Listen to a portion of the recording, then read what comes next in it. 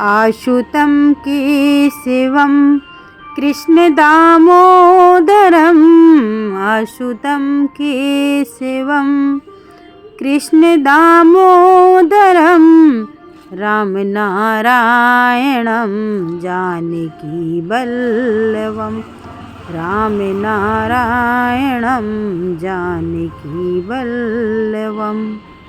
नमस्कार दोस्तों, आंवला के पेड़ के नीचे पहुंच गए हैं। ये देखिए, मैं आंवला की पत्ती दिखा रही हूँ और ये बहुत बड़ा पेड़ लगा हुआ है, तो मैं इसको भी अभी दिखाती हूँ आप लोगों को। तो बने रहिएगा दोस्तों मेरे पूरे वीडियो में।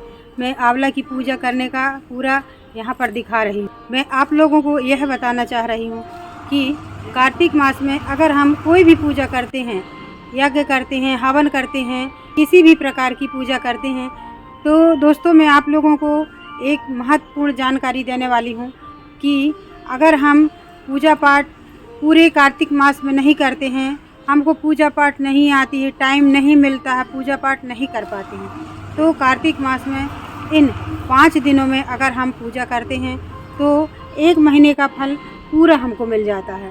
तो दोस्तों आप लोग सोच सकते हैं कि अगर हमें घर गृहस्थी में लगे रहते हैं, टाइम नहीं मिलता है, सुबह किसी को नहाने की आदत नहीं है, सुबह नहीं नहा पाते हैं, तो इन 5 दिनों में अगर सुबह नहा कर के पूजा करते हैं तो पूरे कार्तिक मास का फल मिल जाता है।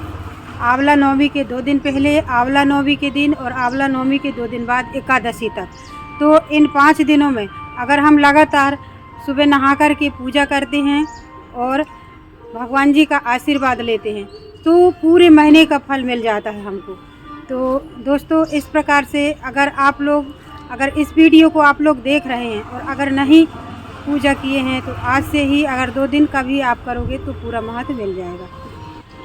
तो सबसे पहले हम आमंत्रण कर देते हैं।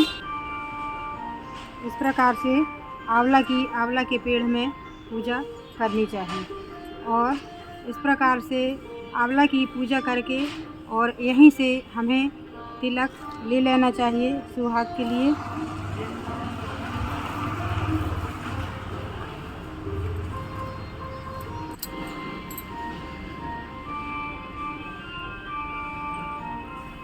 और आंवला को भी इस प्रकार से प्रसाद चढ़ा देना चाहिए। हम प्रसाद चढ़ा दिए हैं। आंवला का यही महत्व है कि ये आंवला के जो पेड़ रहते हैं, कार्तिक मास में आंवला की पूजा होती है और जब तक हम आंवला की पूजा ना कर लें, अभी मैं आंवला इस तरह से बीन कर लेकर आई हूँ, छोटे छोटे गिरे हैं यहाँ पर, तो जब तक हम आंवला की पूजा ना कर लें तब तक हमें आंवला का सेवन नहीं करना चाहिए, क्योंकि ये सीजन के ऋतु फल रहते हैं और जब तक हम इनकी पूजा ना कर लें तब तक हमको नहीं खाना चाहिए। तो हमारी पूजा सफल जब होती है दोस्तों कि हम यहाँ पर आकर आंवला 1-2 बीन लें और आंवला की पत्ती जाकर हम भगवान जी में घर पर चढ़ाएं और आंवला की छाल भी ले जाकर अगर चढ़ाते हैं ना तो हमारे घर में कभी धन की कमी नहीं होती है। इस प्रकार से मान्यता है। तो साथियों मैं आप लोगों को एक छोटी सी बड़ी सुंदर सी कहानी सुनाती हूँ। तो मैं कथा सुनाने के पहले यह बताना चाहती हूँ कि पुराणों में यह भी बताया जाता है, हम कभी कथा सुनते हैं तो यह सुनने को मिलता है कि कृष्ण भगवान गोकुल से मथुरा आए थे, तो सभी सखियाँ उनके स्वागत में सुबह से नहा धो करके और उनके दर्शन करने भी आई थीं और आंवला की भी पूजा की थी। और यह भी बताया जाता है दोस्तों कि माता लक्ष्मी जब विष्णु भगवान के साथ में वन विहार में थी तो उनको इच्छा जाहिर हुई कि किसी पेड़ के नीचे बैठकर विश्राम किया जाए और भोजन किया जाए। तो इस प्रकार से आंवला के पेड़ के नीचे उन्होंने भोजन किया था। तो उस दिन से यह मान्यता और भी हो गई है कि उस दिन की तिथि थी कार्तिक मास 9वीं तिथि थी, तो उसी दिन से यह आंवला का त्यौहार मनाया जाता है। तो इस प्रकार से यह मान्यता की शुरुआत हुई है।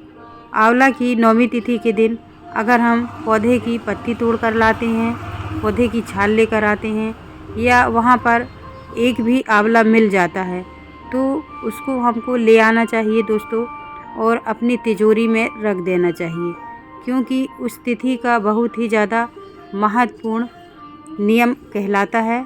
तो हमारे घर में कभी धन की कमी नहीं होती, पर आजमा कर ज़रूर देखिएगा, क्योंकि पंडित लोग जो बताते हैं ना, तो वो कभी गलत नहीं बताते हैं। तो इस प्रकार से एक छोटी सी डगाल भी तोड़कर ले आना चाहिए और अपने गमले में रखकर इसकी पूजा करनी चाहिए। इस प्रकार से आंवला का बहुत ही ज़्यादा महत्व है।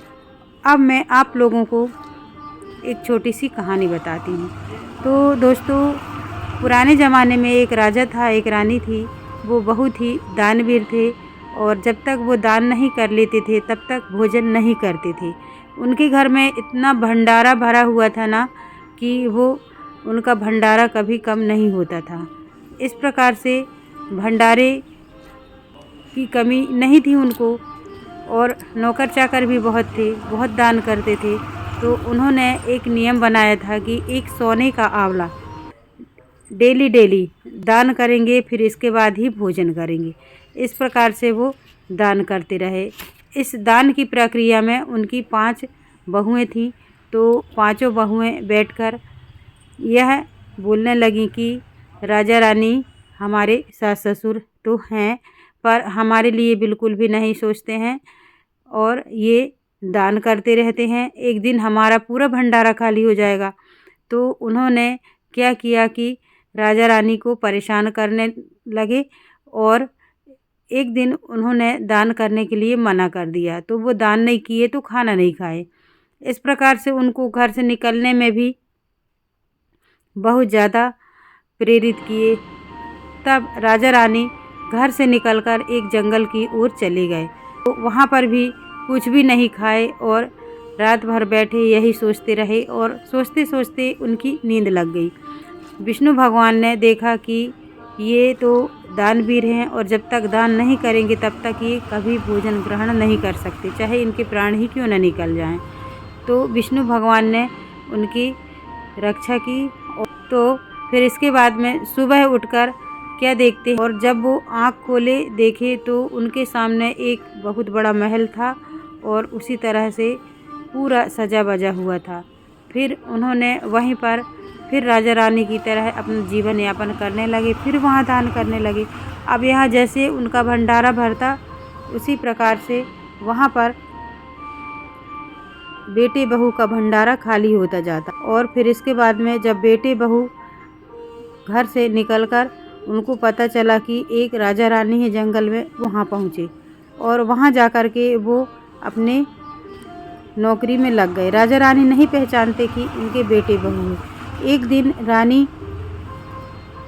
नहा रही थी तो उनकी पीठ में एक काला तिल दिखा।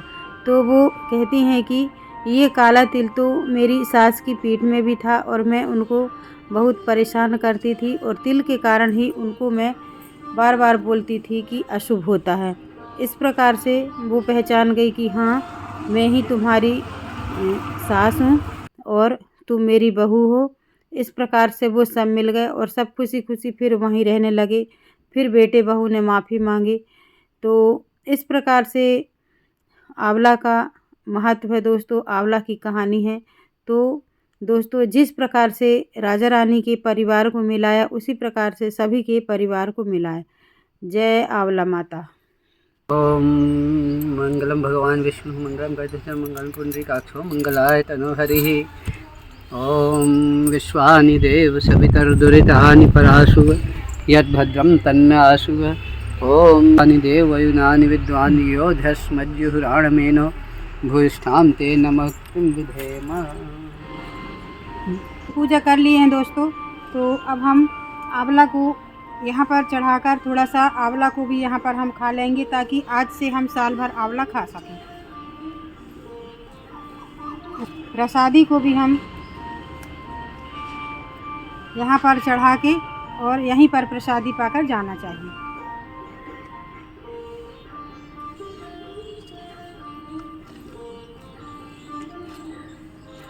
पूजा करके आंवला में सभी चीज़ चढ़ाते हैं और पूजा करके यहीं पर प्रसादी लेकर घर जाती हूँ। तो कैसा लगा मेरा वीडियो? अगर मेरा वीडियो पसंद आता है तो लाइक सब्सक्राइब ज़रूर कीजिएगा, अपने दोस्तों में भी साझा कीजिएगा और छोटी सी बेल आइकन रहती है उसे भी प्रेस कर दीजिएगा ताकि आगे आने वाली वीडियो की नोटिफिकेशन आप लोगों को सबसे पहले मिले। चलते हैं दोस्तों अगले वीडियो के लिए। अगला वीडियो का भी मैं कार्तिक की हवन अभिषेक डालूँगी, तो आप लोग ज़रूर देखिएगा। नमस्कार, धन्यवाद।